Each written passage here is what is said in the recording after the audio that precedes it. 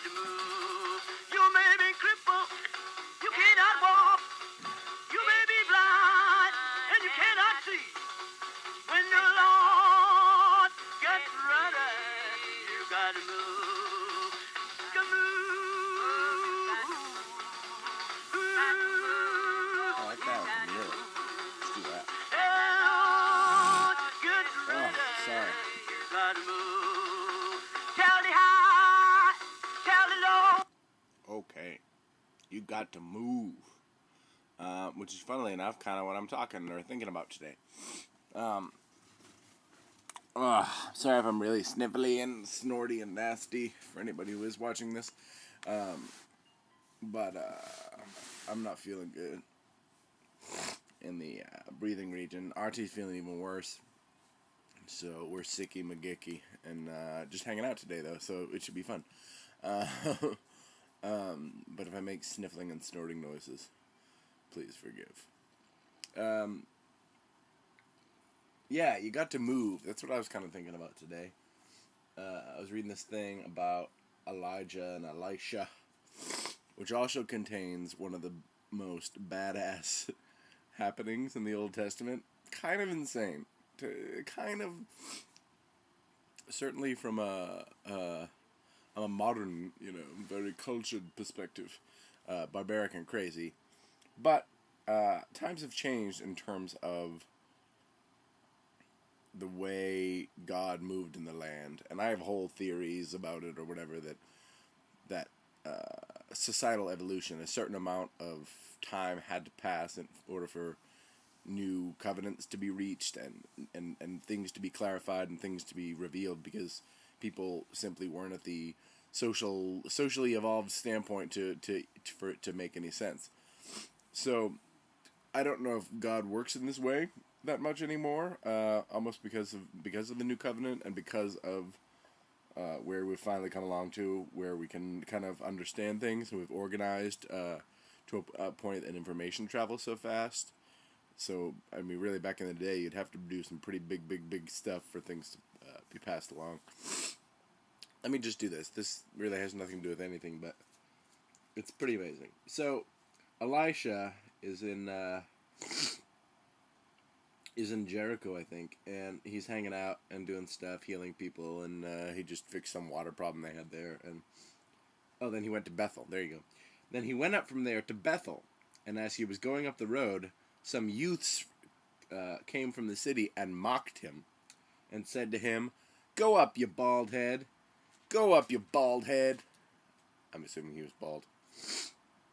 So he turned around and looked at them and pronounced a curse on them in the name of the Lord. And 2 female bears came out of the woods and mauled 42 of the youths. Then he went up from there to Mount Carmel, and from there he returned to Samaria. 2 female bears out of the woods mauled 42 of the youths. Now, the fellow who went and counted all this, funny.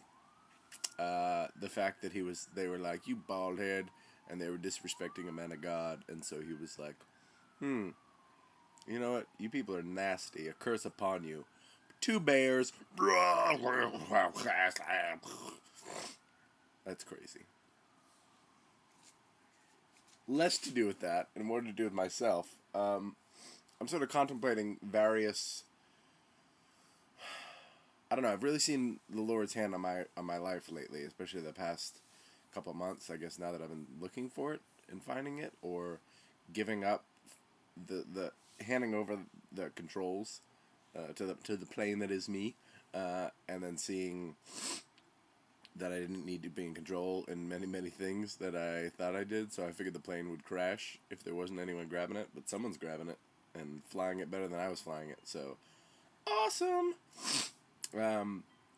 There's also been trial times, like I've talked about, and then I guess today I don't know, I just want to keep my eye out for different kinds of trials. And so my devotion today was kind of talking about 3 different kinds of trials that we can go through.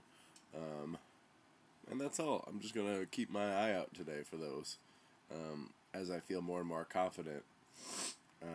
And I just want to keep resisting that impulse to reach over there and yank the controls out, or secretly pop the autopilot on, metaphorically speaking. So there he went sniffling. So a lot of it is about being or feeling alone. I mean, you're never truly alone. God's with me, but feeling alone from people. And so there's three things they use that I thought were kind of cool. Alone at your Jordan, taken from 2 Kings, verse 14. Jordan is the type of separation where there is no fellowship with anyone else and no one can take the responsibility for you. They're talking about this is when like Elijah had like a sort of, a second named Elisha, and Elijah went away, and Elisha was like, what the heck am I supposed to do now? I'm your like backup dude. I'm your wingman. This is crazy. How am I just supposed to continue the work, or is that it, I guess, because you were the guy? And he was just literally all alone in the middle of nowhere after Elijah left. Was taken up, by the way. Like in flaming chariots and insanity. Awesome. So that's one kind where you're just completely alone. You've got nothing but the Lord, and you're just like, oh, kind of a rug pulled out from under you a moment. Alone at your Jericho. Jericho is a place where you've seen Elijah. Oh, this is like kind of where you've been and maybe not served in a new purpose that God has for you. But you've been there, and you've always been there in a particular context. I know I definitely have this with certain relationships where just like, I don't know, I'm like Brendan with this person, or I'm Brendan in this house, or I'm Brendan family style, or I'm Brendan hot house style, or whatever, you know what I mean? And so at some point, there's going to come a time when God's going to challenge you to shake that off and be the new man, or be his emissary, or be whatever in that place. And that's its own kind of challenge. And then alone at your Bethel. Oh, that was, so that's it. Basically when he went and mauled bears. So sometime you're going to find yourself in a place where you are mocked and you are genuinely alone and you are cast out, and you're going to have to maul people with bears.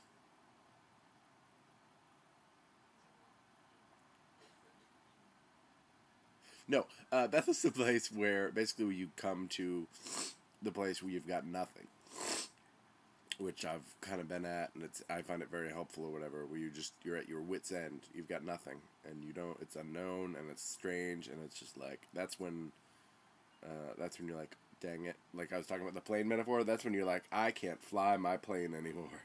Please, someone pilot this who isn't me. Oh, jeez. So yeah, so I guess that's what I'm on the lookout for. Because I feel like I've had so much blessing that I'm just like, okay, time of trial might come just to test the joy of my blessing, as is sometimes his want. So yeah, that's it. Pretty simple one today, although it still took 8 minutes to talk about. I think I got sidetracked on that whole bears thing, but come on! Mauled by bears? Curse you! Come on! Ridiculous, come on!